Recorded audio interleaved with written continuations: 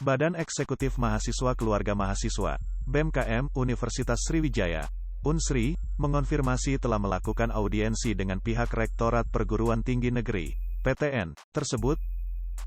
Audiensi tersebut perihal dugaan asusila oknum dosen terhadap mahasiswi yang menjadi perbincangan di media sosial beberapa waktu lalu.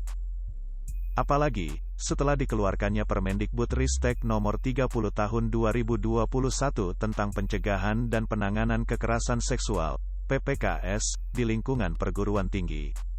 Sudah melakukan audiensi yang pertama, dengan Rektorat Unsri, kata Menteri Pemberdayaan Perempuan BEM-KM Unsri, Syarifah melalui pesan WhatsApp, Jumat, tanggal 12 November tahun 2021.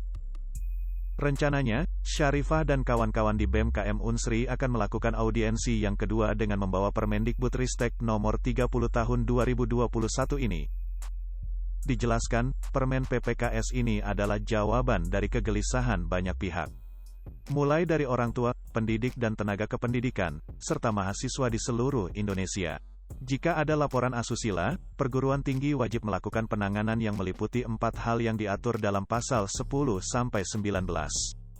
Keempat hal tersebut yakni pendampingan, perlindungan, pemulihan korban dan pengenaan sanksi administratif. Sudah ada titik terang, kata Syarifah tanpa menyebut secara detail hasil penelusuran BEM-KM Unsri itu.